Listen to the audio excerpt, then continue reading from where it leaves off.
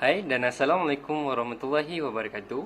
Nama saya ialah Muhammad Iqra bin Amir Rashid dan nombor matrik saya ialah E202101028697.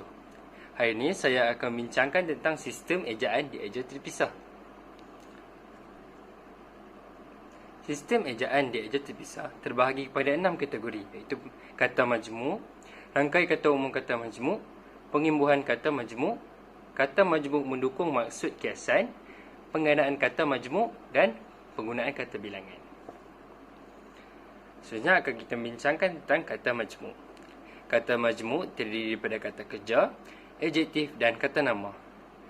Berikut merupakan contoh-contoh sistem ejaan di eja terpisah melalui kata kerja. Ambil alih, urus niaga, temu bual dan satu padu. Bagi kata nama pula, bandaraya, balai polis, pilih bomba dan tali pinggang. Seterusnya, kata adjektif. Biru laut, hijau daun, hitam legam dan merah jambu.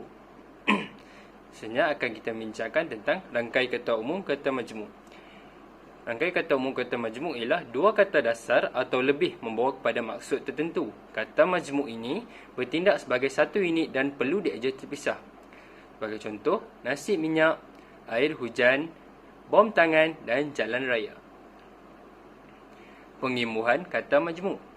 Kata majmuk mampu ditambah imbuhan, namun perlu mengikut syarat ejaan terpisah. Namun perlu dieja rapat jika ditambah dua imbuhan pada awal dan akhir perkataan. Sebagai contoh, kuat kuasa menjadi berkuat kuasa, namun perlu dieja rapat jika menjadi menguat kuasakan. Sama juga untuk satu padu, bersatu padu, dan menyatu padukan dieja rapat. Sebar luas menjadi menyebar luas atau menyebar luaskan yang dieja secara rapat. Seterusnya, penggandaan kata majmuk. Jika kata majmuk digandakan, maka unsur pertama sahaja yang perlu digandakan.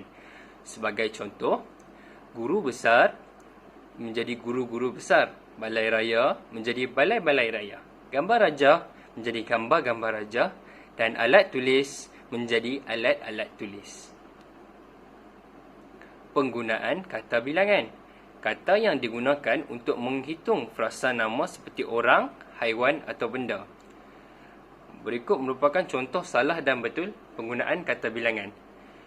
Kata bilangan perlu ditambahkan sempang pada selepas ataupun sebelum menggunakan angka tersebut. Sebagai contoh, 1800-an perlu ditambahkan sempang di tengah-tengah antara 1800 dan an.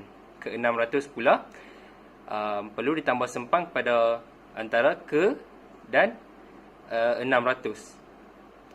Sama juga untuk 70-an perlu ditambah sempang pada tengah-tengah 70 dan an. Kata majmuk mendukung maksud kiasan. Kata majmuk mendukung maksud kiasan ini terbahagi kepada 3, iaitu kiasan sandar, kiasan terus dan kiasan berbunga. Untuk kiasan sandar ialah susunan perkara yang mengaitkan sesuatu perkara. Misalnya, pembuatan seorang terhadap benda lain yang bersama dengan kiasan tersebut. Sebagai contoh, jinak lalai, mandi kerbau dan diam ubi.